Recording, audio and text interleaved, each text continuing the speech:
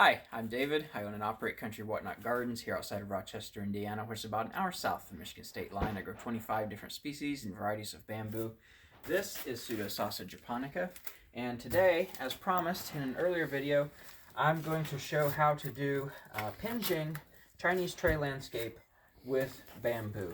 Pseudosasa japonica works well for that because it's a slower growing bamboo, and if you so choose, it can grow indoors as long as you have good enough humidity. Now for my work area here, I've got some things prepared. I've got this pot.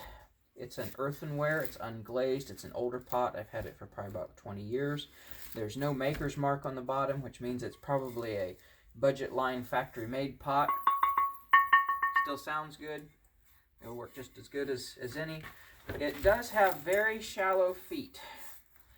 The downside to that is when you put your wire through for your screen, your hole covers, is that it can make the pot rock a little bit. This one might not. The wires might not be quite too thick. But for these, you bend them this way, and then they go up this way through the hole. And we're going to start by preparing that now. We're going to put that. This is aluminum wire, by the way. If you use copper, some plants get along okay with copper and others don't. Right offhand, azaleas do not like copper.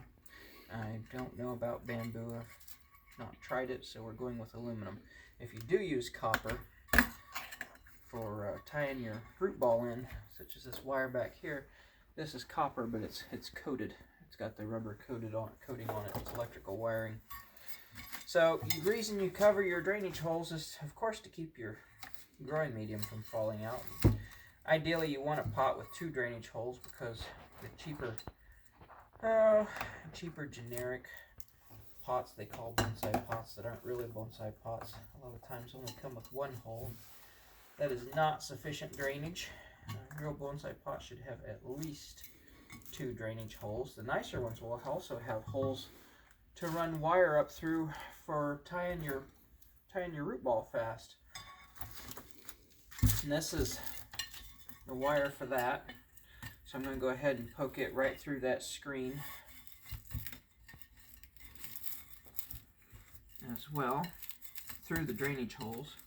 As long as you got large enough drainage holes, it's perfectly fine to run your tie wires through there. Now, Japanese don't always use tie wires.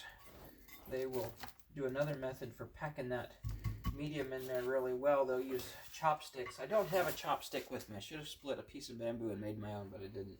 So I have this old Phillips screwdriver. It'll work just as well. But you stick this in the medium and work it around, and I'll show that after a bit. This is, in addition to the pot setup and the drainage holes, I've also got a rock. You typically want rocks for Penjing. This is a rock that I collected, goodness knows where, a number of years ago.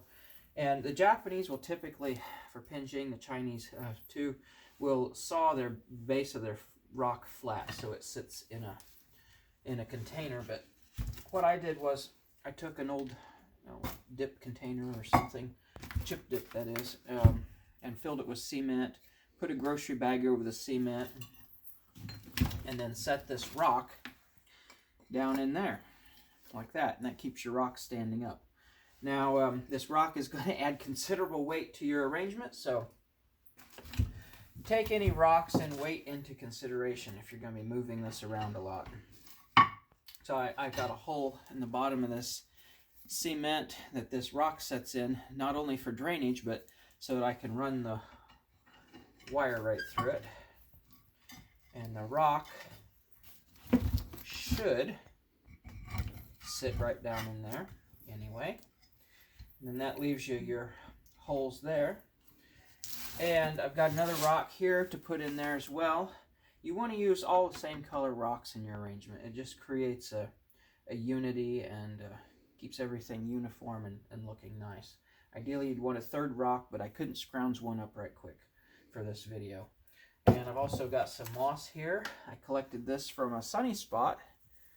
There's different types of moss. Some grows sun, some grows shade, and moss doesn't have roots, so I did leave a little bit of soil on the bottom.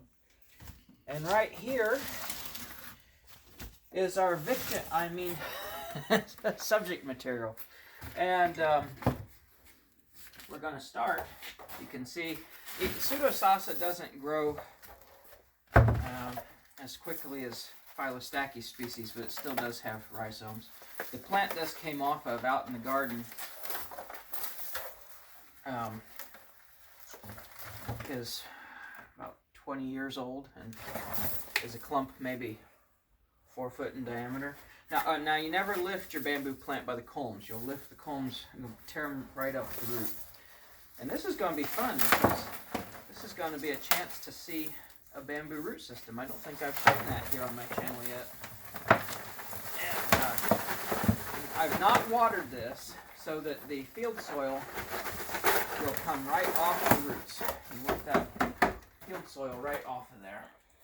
Because if you don't get it off of there, it will create problems in the pot with drainage. Real soil works well in the ground, but it doesn't work well in pots. That's why you use a soilless medium if you're doing bonsai and Penjing. You can see I haven't gotten a real root hook yet. I keep telling myself I'm going to one of these years, and I never have. They have really nice stainless steel root hooks, so I'm using this old Phillips screwdriver for this as well. And you just get this all off of here.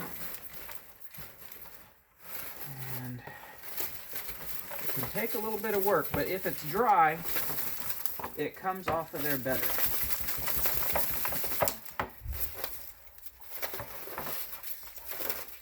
You can see the rhizomes kind of unwind a little bit because they grew around the pot and wound their way around. And it can sometimes be a job to get them all untangled here. And I don't know that I'm going to use the entire plant. I'm probably going to use a portion of it. And I don't know if you can see this well or not here, but right down here would be a good dividing point, because you've got this part that's fastened here, and then you have this part that comes off of it here. So I'm going to get my cutters here. These are technically concave cutters, but they will work for this, and as long as you have your soil brushed off, you won't dull them. Let's see, let me just make double sure of where that's coming off of there at. And you can see the mass of feeder roots that's under here. And this long rhizome here keeps getting in the way. It's good at that. Okay, there's one cut. And there's the result of the first cut. Now there's one plant. Now I could use this one, or I could use the other one. Here's a new shoot coming up here. You can see that's a terminal bud that came off of a rhizome. This came up here, the rhizome came off of this older rhizome here, came up at the end, and at the end of this shoot is at the end of the rhizome, excuse me, is a new shoot. And then we have this one here, which is a larger division, and you can see the downside of this one is that it has feeder roots further up the culm. It's clear up here. So this might not be a good candidate, even though it is a larger, prettier plant, just because we have a root system, that deep, and we have a pot this deep. And some of you are going to ask me the size of this pot, and I didn't think to measure it beforehand, but just looking at it, I'm going to say it's not really any more than an inch deep. It's shallow. They typically do use shallow trays like this for pinching. So we're going to lay this one aside. And also, before I forget, not only can you use trays like that for pinching, you can also use a slab like this, like you would use in a forest style planting for bonsai. This is actually a concrete slab. It looks like stone, but it's been made to look that way, and it also has the 2 holes that come up through for tie. Now, if you were using a slab like this, you would have to make a loam mixture with sand and peat moss and build yourself up a ring around your planting area. And for slabs, a lot of times they'll only plant maybe an area like this, and then they'll leave an area of this bare stone, faux stone, out here exposed, just as part of the landscape on the tray.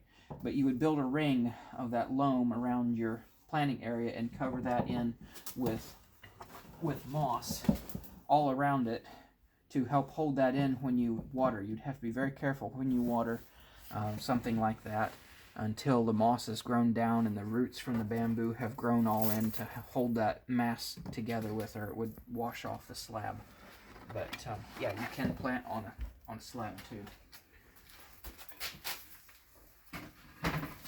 Now, here we are with this. And this is what we're left with after I've trimmed everything away.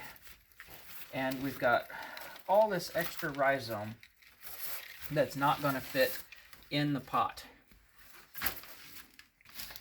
So we've got some decisions to make, and this involves reading your roots.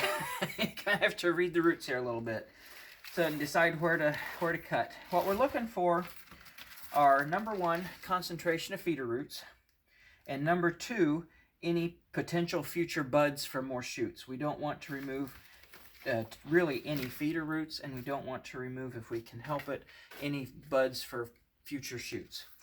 So get it up here real good and look at it in the light.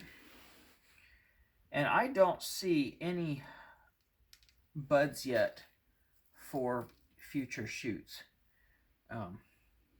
I see some root buds, and we're here in March, and this has been kept unheated all winter, and indoors unheated in this pot, the black nursery container that it was in. And so it might possibly not have shoots developing yet. So what I'm going to do is I'm going to come back here just where these feeder roots start, and I'm going to snip that off.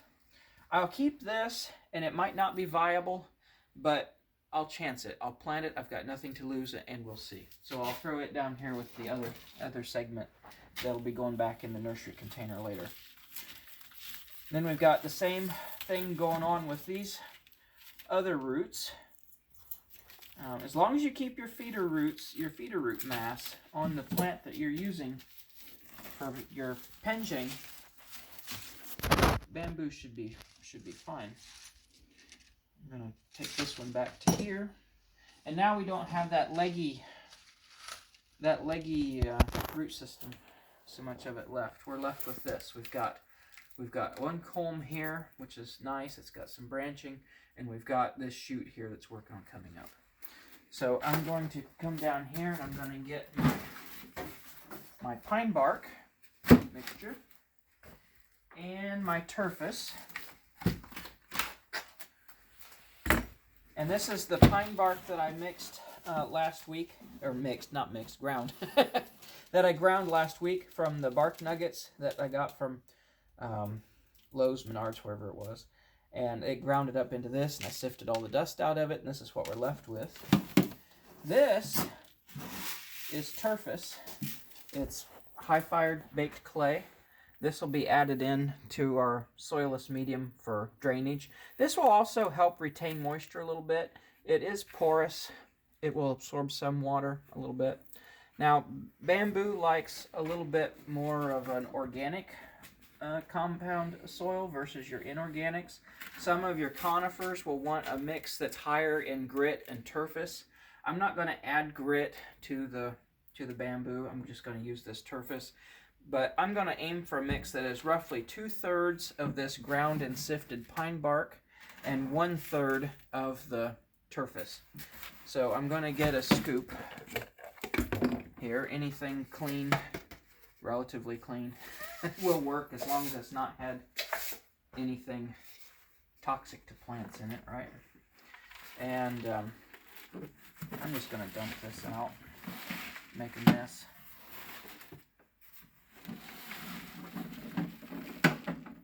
There we go. You can see what I'm working with there now.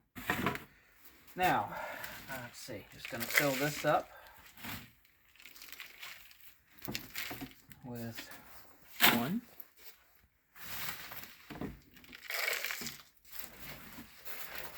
And it is cool out here, and that's a good time to work with your bamboo. You want to do it typically in the winter or very early spring here before it starts shooting. You don't want to work with it when it's in an active growth cycle. It would not like that.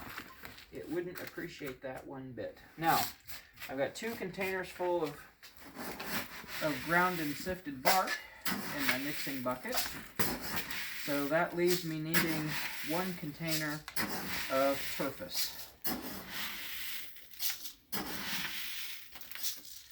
Now, this doesn't hold, bonsai soil by nature doesn't hold a lot of nutrients. It's more about holding the plant in the pot than anything else. So you're going to need to water and fertilize frequently because the bamboo, number one, does like a lot of nitrogen in the spring prior to shooting. And as wood decomposes, it tends to rob nitrogen from the soil. So you're going to want to give that higher nitrogen fertilizer. Not immediately after it's transplanted, I should specify that. It's going to need to rest. It's not going to be actively growing, and if you feed a plant that's not actively growing, you'll burn the root system. So don't feed it right after you do all this procedure to it. All right, I've got my soilless medium mixed right there. I'm going to clear away my pine bark here, what's left of it, and I'll use it at another point for something. Set it aside. Now I'm going to take a layer of this, a thin layer. Everything about this soil buildup is going to be thin just because of the nature of the pot, the tray that you're working with here. You want to not put in too much, just enough to cover. Now if we were dealing with something that was finicky about drainage, you'd want to put in a layer of grit or something, heavier grit on the bottom for drainage, but bamboo's not such as that in a pot. Alright, now there's that. Here's our bamboo. Now you're going to want to pick a good side. Question is, do you want it leaning towards the mountain or away from the mountain? I'm going to go for away from the mountain because it's going to be growing toward the sunlight, right? So I'm going to take this and I'm going to wrap it around in the pot here. Might have to do some mounding or holding down extra good here because this root system still is a little bit high for this tray. And then you want to pull this wire pretty tight. This wire holds in not only your plant, but this base for this rock in this case too. I usually see when people do Penjing that they'll cut the base of the rocks flat and then they'll hold it in the pot with some type of an adhesive, an epoxy or some sort. But I like to take things apart eventually and repurpose them, so I don't want my rock permanently tied to this pot. So I'm going to take my soilless medium here and just begin sprinkling it over the roots of the bamboo like this. And this cement will be hidden when we're done. I was concerned about maybe not having enough bark ground for this, but I think I'm going to have plenty because I had that excess over there that I cleared away too. The good thing about doing this in an outdoor outbuilding is it's not too big of an ordeal if you make a mess and throw some stuff somewhere. Because when you're working with stuff this fine and you're working with it filling little gaps and things like I am here, it's inevitable that you're going to have somewhere. And it's okay to mound this up higher than the rim of your tray. It's okay. You can create hills, you can create valleys, you could even come in if you wanted to and take some white grit, if you had some granite grit, and come through here and make even a dry stream bed if you wanted to. I've seen that done. You can also get some of those little Chinese clay figures they call mud men. I thought I still had one stashed away. I tried to find it before I started this video, and I couldn't find him anywhere. So if you wanted to, you could go on eBay or some bonsai supply stores online or somewhere and get you some mud men or some little clay bridges or little clay pagodas and put around in this too. Penjing is more free form to do stuff like that with. It doesn't have the constraints that bonsai would typically have. The Penjing is more free form. I don't want to say anything goes, but it's more of a complete landscape sort of thing. And I don't know where I put my screwdriver. Here it is. It was in my dirt removal tub down there. Now, this is what I was saying earlier the Japanese would do. Pretend this is a chopstick.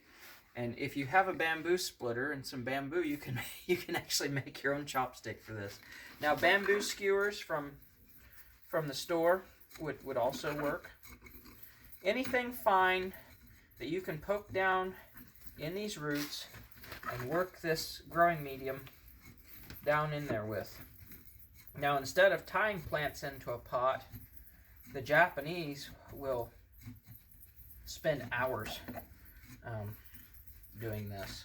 And if you do this long enough, and continue filling in more medium and more medium into these little spots that sink, as you're moving whatever tool you're using around, whether it's an old Phillips screwdriver or whether it's the proper thing, a chopstick or a bamboo skewer, this medium will set up really firmly and hold the plant in most cases on its own without that tie wire. But I prefer a tie wire.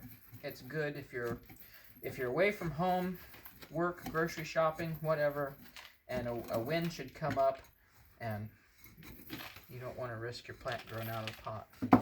But anyway, if you keep just working this and work it, it will get it worked in the way in through that root system enough to where it will hold the plant.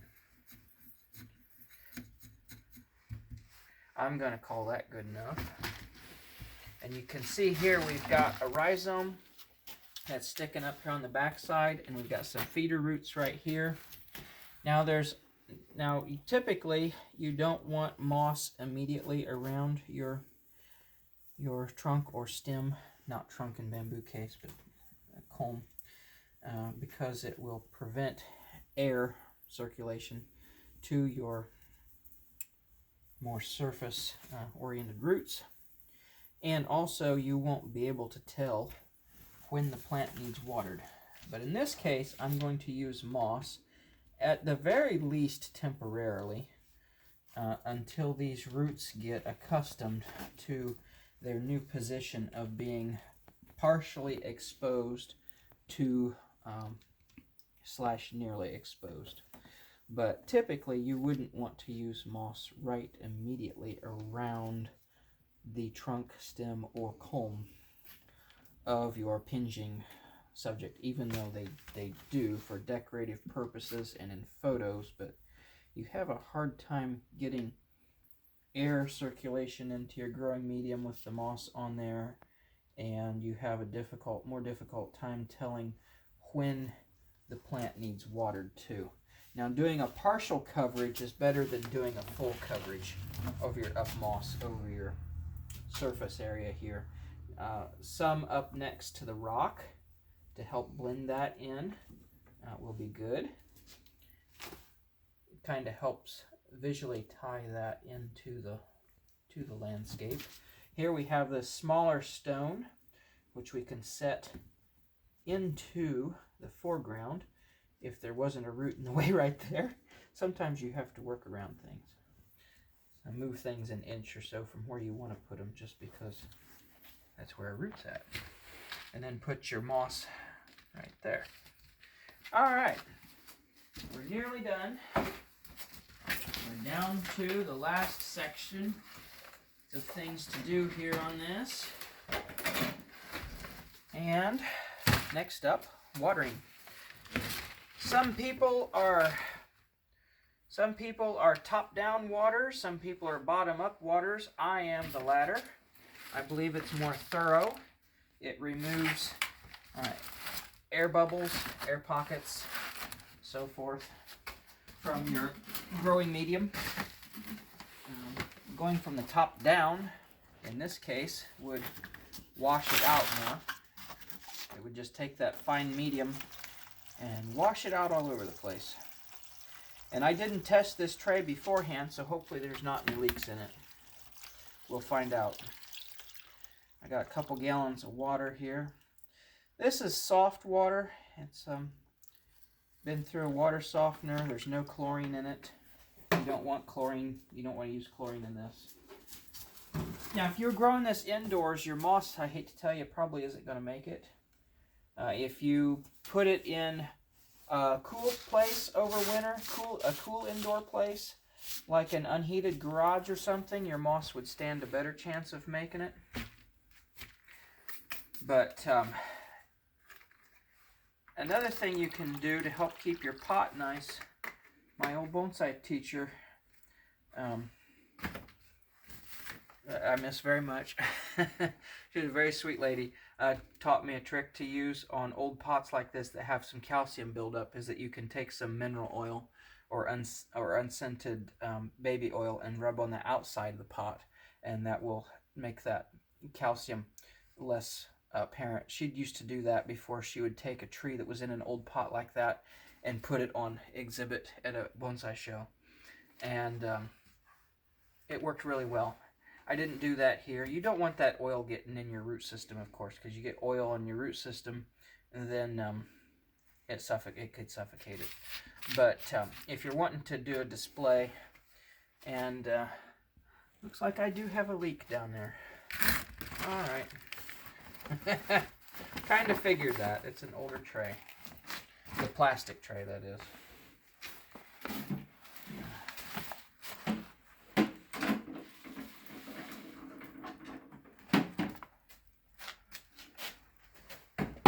So, I'll improvise. I'll just make a low spot in my plastic mat I have down here. And any water that wants to run off can run off the front into this bucket. But anyway, this will need to soak for quite a while. Ideally, you would want to soak it up to the rim of the pot and the top of the soil so that all the air bubbles get out. But in this case, since I have this mound here that's higher than the rim of the pot, I can't fill it up that high. All my medium will float away. You can see this bark already, where I did get the water a little bit too full, is starting to float away there. But anyway, this is pretty much the last step. If you were doing this outdoors, after this planting is done and everything, and you get it watered, you'd want it to rest in the shade for about, I would say, a month with bamboo before you reacclimate it, move it slowly back out to full sun that the Pseudosasa likes. And again, this moss was from a spot in full sun, so as long as you keep it moist enough, it'll be good. Another note is that a tray like this shallow, will dry out really quick while you're away from home, at work or whatever during the day, especially in the summer. So it's a good idea if you had a tub sort of like that green one I had up here that I initially unpotted this in, that you could take some sand and fill it up at least as high as the rim of the pot here, your tray, and keep that sand moist, and then just bury that pot in that sand while you're away from home and can't water it. It'll help retain moisture in this growing medium. But keeping your pot in a tray of moist sand like that will go a long way for keeping this moist while you're away from home in the summer during the hottest part of the day. But I'm going to, since this needs to soak for quite a while, I would say an hour at least, I'm going to go ahead and lift this up out of here so you can see it. And it is heavy because of that rock. And there it is. There's the finished Penjing. It's not in-depth and involved like some of them, but for just a simple starter, this gives you an idea how to arrange your rock, fasten it in there, do the plant and the growing medium and everything. But I don't want the whole video to last an hour or two while this plant finishes soaking before I take it out of there to show you the finished product. So that has been making a bamboo Penjing. And I hope you had as much fun as I did. If you did, please give me a like, subscribe, and share. I'd really appreciate it. And until next time, take care, and thank you for stopping by. Bye.